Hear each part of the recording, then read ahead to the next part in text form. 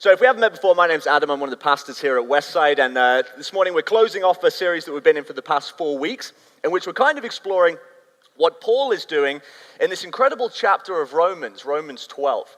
And what Paul's doing is kind of asking this question: what is behind this grand experiment that we call the church? What does it actually look like to be the Christian community? Because for the past 11 chapters, as we followed through, right since September, if you've been tracking with us, he's been doing all this theological, almost doctrinal work to say, this is what it looks like to create a base of what it means to be Christians, but how do you actually live that out? And especially in Romans 12, how do you actually live that out in community, in collective terms? And Paul's wrestling with this idea with a church in Rome, and he's saying, whatever it looks like, we know that it must have something to do with difference. It must have something to do with a kind of radical inclusivity that opens the door to all these differing kinds of people and different stories and different lives coming together under the name of Jesus. It has something to do with this radical welcome and this radical hospitality.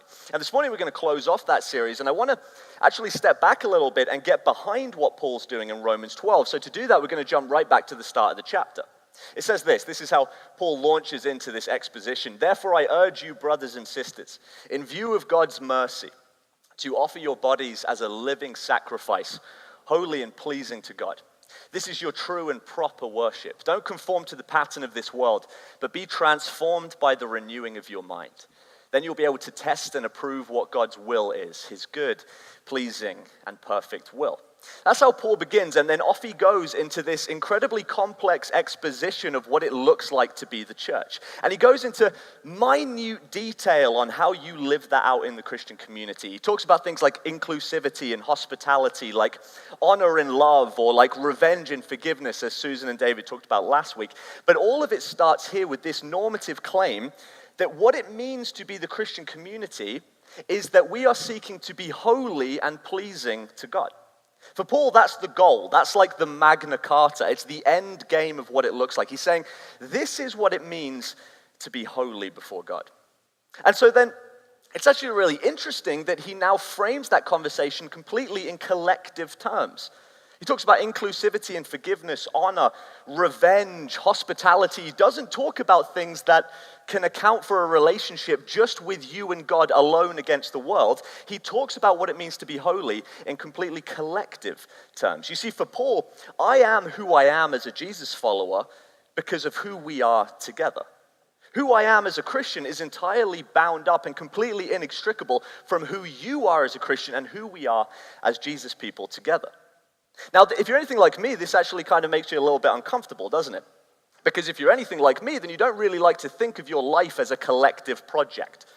We kind of grow up in this culture that's coded by narratives of individualism, narratives of self-sufficiency and self-orientation, and that starts to seep into the religious trends, particularly in the last 50 or 60 years.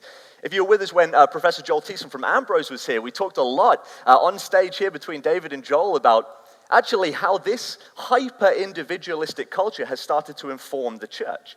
Because what happens in place of community and church and the collective, me and myself and I become kind of the locus of meaning in our lives, don't we? We kind of start to orient our lives just around me. Now, you see how this infiltrates the church in so many ways, but one of the ways that it's most obvious, if you need proof of this, is think of how we kind of talk about Christianity or what it means to become a Christian as a personal thing.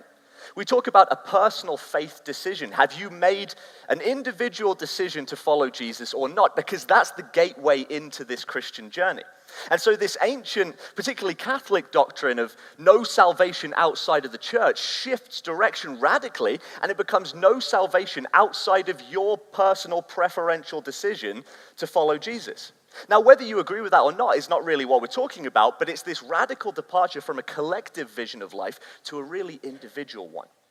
Or ask yourself, how does this play out in our worship, our songs and our liturgy and the kind of lyrics we use? How often is our worship embedded in this narrative of how God feels about me, and increasingly less embedded in a kind of confessional way of talking about what God is like, or maybe even just how we as a community feel and respond to God? Christian faith increasingly becomes commandeered by this self-oriented spirituality in which it becomes me and my God against the world.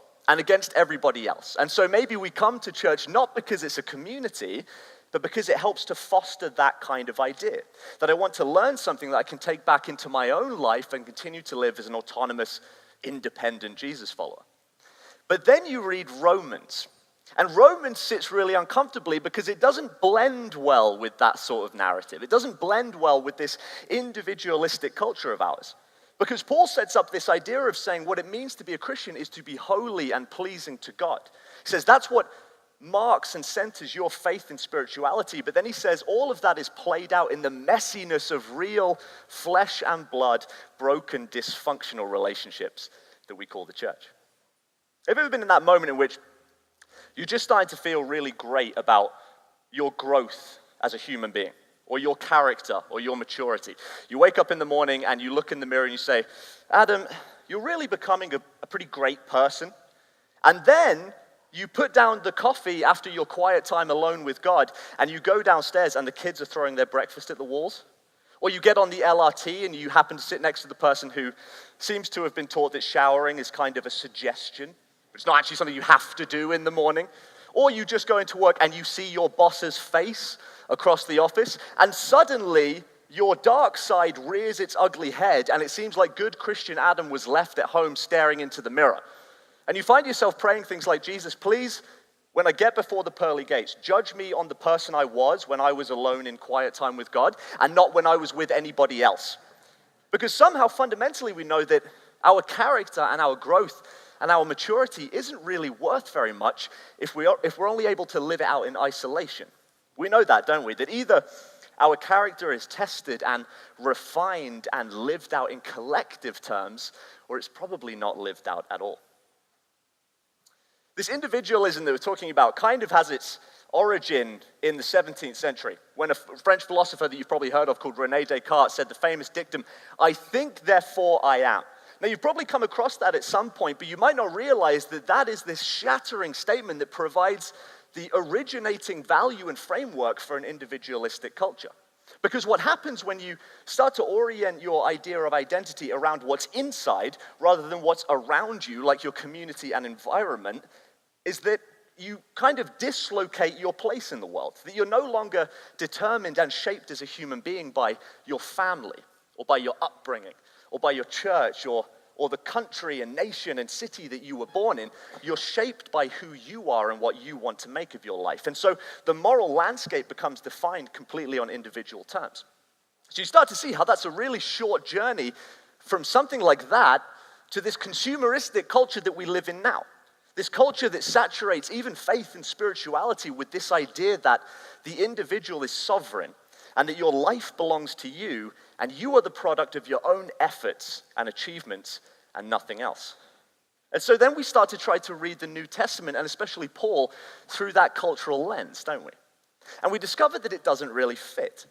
Because when Paul talks about what it means to be a follower of Jesus, he always is talking about this bigger vision and this bigger imagination of what it means to be the church. You see, this individualism that we kind of saturate faith and spirituality with is a uniquely Western phenomenon. And there's a different modern philosopher, more contemporary to us. His name's Desmond Tutu. Maybe you know Desmond Tutu. And he came kind of out of the anti-apartheid movement of South Africa and said, actually, we need to start reframing the language of how we think about our place in the world. That maybe we need to start to leave Descartes behind a little bit and actually borrow from different cultural lenses. And so Desmond Tutu proffers this deeply African idea that he calls Ubuntu. Tutu suggests that to Descartes' vision of I think, therefore I am, we should capture this radically alternative vision of life called Ubuntu, which is basically defined like this: I belong, therefore I am. Tutu says this: Ubuntu speaks of the very essence of being human. It's to say my humanity is caught up, is inextricably bound up in yours. We belong in a bundle of life. A person is a person through other persons. Our humanity is caught up in that of all others. No one can be human alone.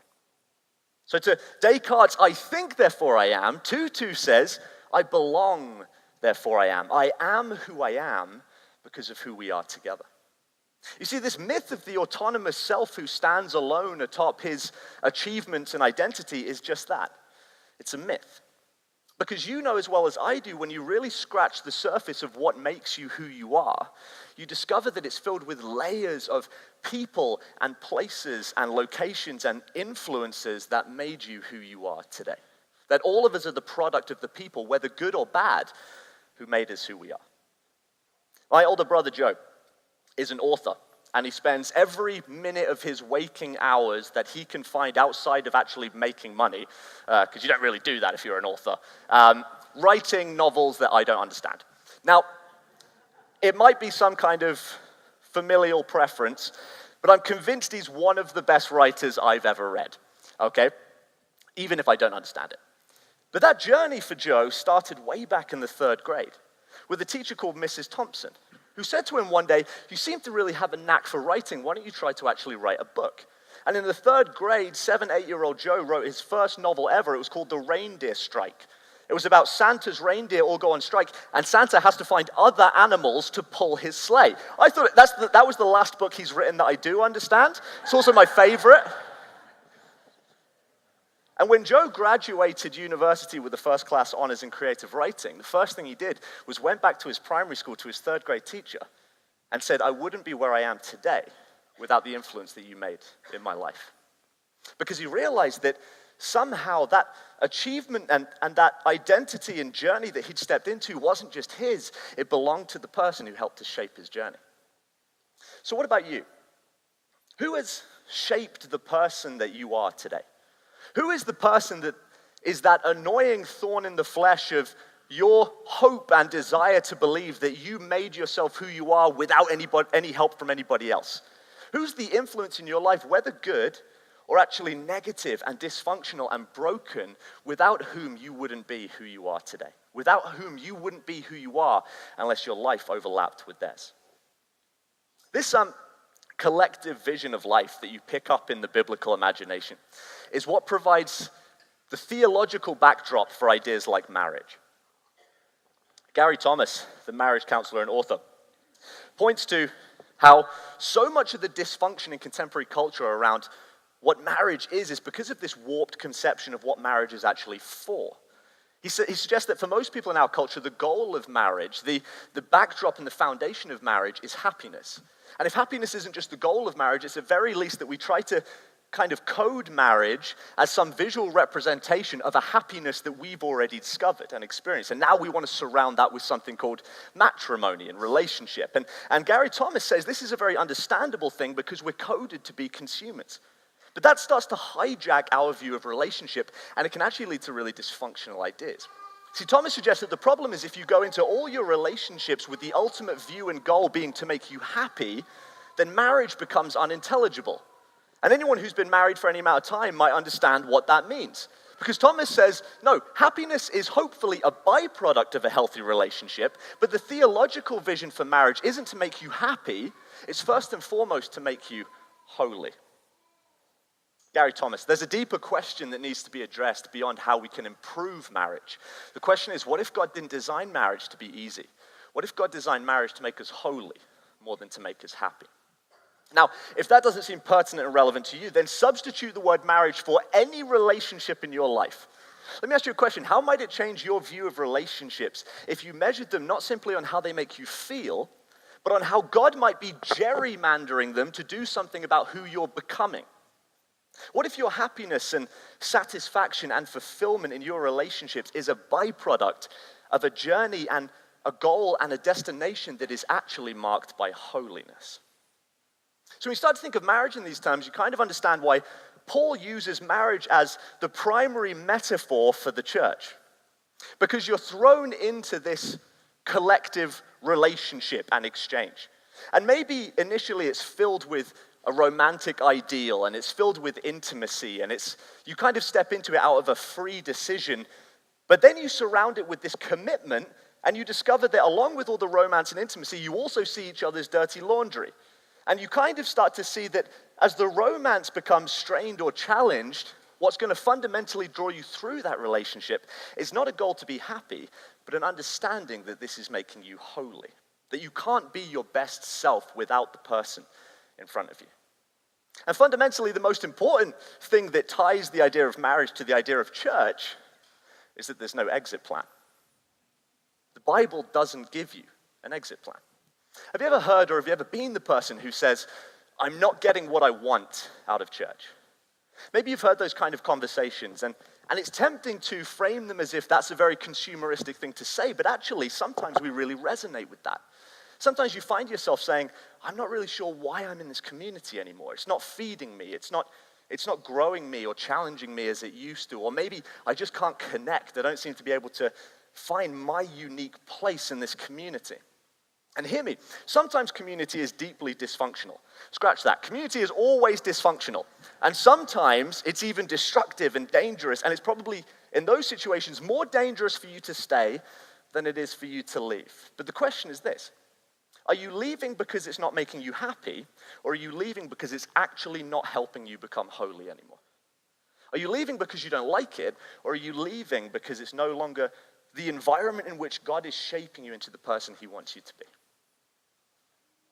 Church and marriage exist in a very similar framework, because to be a member of either one, to be a willing participant in either of those relational exchanges, requires trusting that commitment, not an endless pursuit of happiness, is a way of saying yes to what God is doing to make you into the person that he wants you to become. And so happiness starts to become reframed as the fruit of a good relationship, but the root of a good relationship, whether it's marriage or family or professional relationships or church, is commitment. It's faithfulness. It's a vow to stick it out even on the hard days, trusting that when you're not happy, God might still be making you holy. So that's why in Romans 12, Paul ties this idea of holiness to another idea. He says that inextricable from your growth and maturity and relationship with God is this central Christian practice that Paul calls hospitality. Romans 12 continues. Be joyful in hope, patient in affliction, faithful in prayer. Share with the Lord's people who are in need. Practice hospitality. Bless those who persecute you. Bless and don't curse. Rejoice with those who rejoice. Mourn with those who mourn. Live in harmony with one another. Don't be proud, but be willing to associate with people of low position. Don't be conceited. How many of you know that maybe part of the reason that it's so hard for us to imagine that our spirituality might actually be a collective project is because sometimes people are the worst. You're allowed to say that in church. I didn't think you were, but then Paul says it in this chapter. So I was like, maybe that's fair game. It seems okay to say it if Paul says it, but even worse, Paul is actually talking about people in the church. Have you ever kind of heard people suggest, maybe not in very direct terms, but this idea that church is great because Christians are the nicest people. So you're probably never really going to get hurt.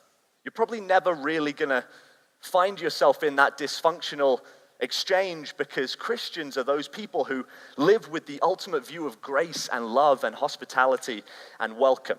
Well, if you've ever heard that and found yourself secretly and silently thinking, I'm not sure if that's actually the case, then take heart because Paul did not labor under those delusions. In this verse, he says, love those who persecute you.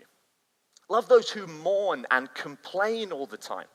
Love those who seem to be of a kind of low position and a different social location that sometimes makes it hard for you to know how to really communicate with them or engage with them or find common ground with them. And so what do we do when we find ourselves running into these kinds of people? Well, often our gut reaction is to push them out of our lens and our kind of horizon of community, and instead just to keep it me and God against the world where no one can hurt me. Or else we kind of stick with the people who don't upset us. And then Paul comes along and he says, your holiness and your faith and your spirituality is wrapped up in your relationship with people like these. It's got something profoundly to do with how you interact with people who don't make you happy. Because for Paul, those are probably the people through whom God is making you holy.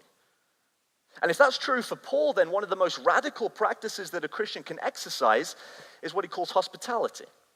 See, hospitality against this kind of individualistic, self-oriented spirituality, against this cultural narrative of relationship that measures other people on the value that they add to your life, hospitality is an act of acknowledging God's sanctifying presence in the person of the one that you dare to welcome. It's acknowledging that the person that sometimes is difficult and hard to get along with, the person who seems to occupy a different space and vision of life that makes it almost impossible for you to engage, might be the presence of Jesus inviting you to become holier. But maybe if you're anything like me, when you think of hospitality, you think of Canada Day long weekends and Thanksgiving dinners with friends and family and people around the dinner table. And of course, that's where hospitality begins, but it has to go further than that. My wife Emily and I have a practice in which we realized one day that we were mostly just having people around for dinner that we really like. And we were like, that's a very generous view of hospitality, but it's probably not a Christian view of hospitality. So we came up with a different system. We decided that we would always circle through 4 different groups of people when we were having people around for dinner. The first dinner was friend, someone that we like, someone that we know. The second was family. Still, maybe you like them. I'm not saying I don't like them. The third one was what we call first timer, someone we haven't had round yet and we want to get to know. And the fourth is my favorite. We called it foe. Okay, someone that we kind of don't like. We're not really sure how we can get along with this person. And if you've been around to my house for dinner, I know you're wondering which one you are. I'm not going to tell you. See, we realized that this vision, this biblical imagination of hospitality is not just about dinners with friends and family on the Canada Day long weekend. It's about welcoming those who are hard to love. Hard to love because they're difficult and awkward and different from us, because they don't look like us and sound like us and kind of think like us and talk like us. Or maybe it's difficult just because to notice those people at all requires an act of intentional obedience. Let me ask you, what about the people that we often don't notice at all? How do we welcome the people who are on the periphery of our vision because they occupy a social location that is not very close to ours? On Sunday nights here at Westside, I run a community that we call The Platform. And The Platform exists as a safe space for uncomfortable questions, a place where young adults can wrestle through the big questions of life and faith and spirituality, and they do it not just one-dimensionally with me giving them all the answers, but around tables in which we open up more questions than we do easy answers. And we say, let's wrestle through these things together. And one of my favorite things about The Platform is that we have a community of young adults who are so incredibly welcoming and hospitable to people different from them, that every week at The Platform, we have a small group of guys from Calgary Dream Center. People who are maybe 1 week, 2 weeks, 3 weeks into a journey of recovery from homelessness and addiction. And they come into a church context. They transgress the bounds of what often feels like impossibly high front step into church. And they find themselves sitting around tables with young adults, wrestling with the same questions. Nobody pretending to have the answers. Nobody suggesting that there's easy answers to these impossible questions. But these different cultures and contexts and life experiences colliding.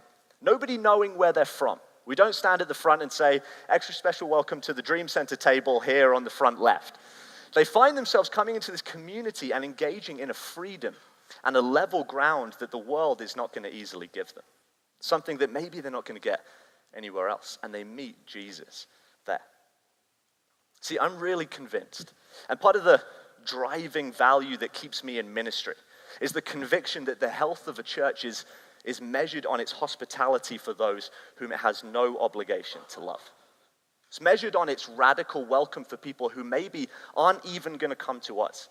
But in this New Testament vision and this picture of kingdom that Jesus gives us, that actually the church has to go out of its own 4 walls and find those people who have forgotten what hospitality looks like and pull them into this community and say, you belong here because we can't be ourselves fully without you, without the contribution that you bring to us. A church is not measured on the proportions of its sanctuary or the quality of its lighting or the height of its stage. It's measured on the width of its front door, even if the front door is incredibly narrow. It's measured on how it welcomes those whom it has no obligation to love. So as we come into land, I want to leave you with these words from Galatians. Paul is wrestling with this vision of what it looks like to be a community of radical welcome. And the shape that took in the first century church was a question between, do we welcome even Gentiles? People who aren't part of the covenant community of God. And if we do, what kind of change do they have to make in their lives, and as we'll see, in their bodies, in order to be welcomed into this community? Paul puts it this way, mark my words, I, Paul, tell you that if you let yourselves be circumcised, Christ will be of no value to you at all. You who are trying to be justified by the law have been alienated from Christ. You've fallen away from grace. For through the Spirit we eagerly await by faith the righteousness for which we hope. For in Christ Jesus neither circumcision nor uncircumcision has any value. The only thing that counts is faith, expressing itself through love. Usually when we dare to actually identify ourselves in collective terms, we define those terms by who we are not, don't we? You are Canadian because you're not American. I've learned that. That's the defining difference.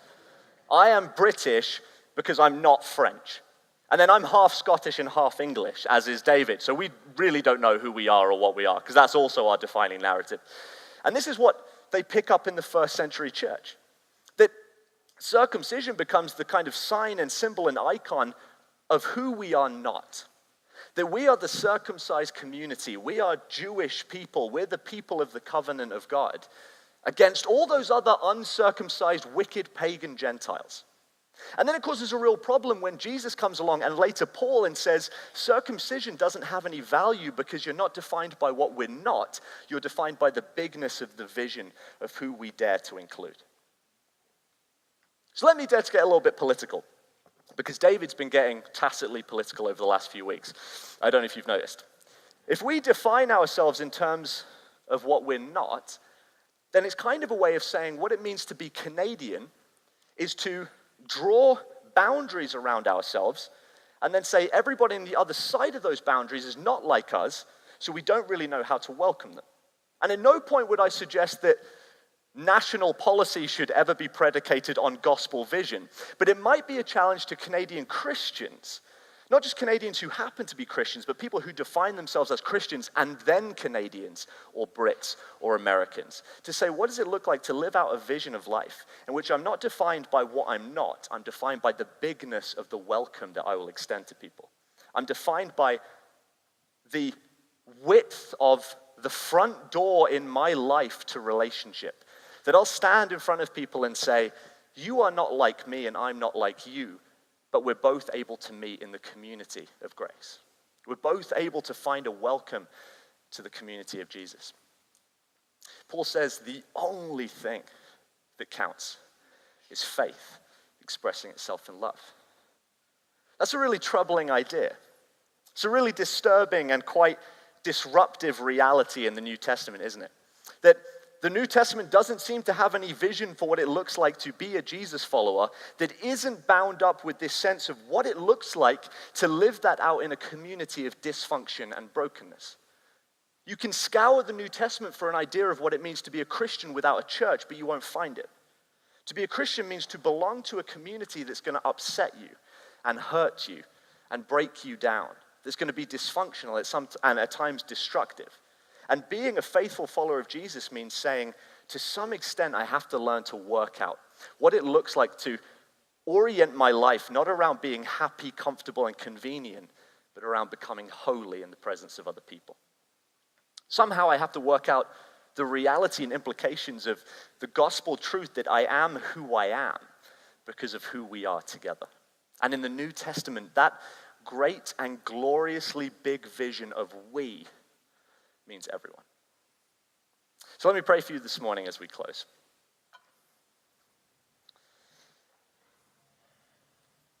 Our precious Lord Jesus, we're so thankful that our place in this story of grace is entirely rooted in a God who decided to dare to believe that anybody could be welcome to his story. This God who says all of us are on level playing ground because all of us come to Jesus the same way and need the same grace. But when we try to live that out as a Christian community, it becomes so incredibly difficult. It becomes so difficult to believe and try to practice this hospitality that actually enacts the truth that all of us are welcome, that the front door is eternally wide, that the gates to your community and your grace and your kingdom don't exclude. Jesus, show us as Westside King's Church, a specific concrete community in an old curling rink in the 21st century in Calgary, what it looks like to live out that hospitality. what it looks like to live out this radical welcome, not just to people who we don't like, not just people who are dysfunctional, but even to those that we never notice, that to notice takes a radical act of obedience and intention. To say that person who is missed by church and by the world, they belong here. This is their community. Father, help us to live out this story well as we remember what it is to be in this beautiful country that we call home. To practice not just being Canadian, but being Christian Canadians. We love you, Lord. Help us to live this out this week. In your precious name we pray. Amen and amen.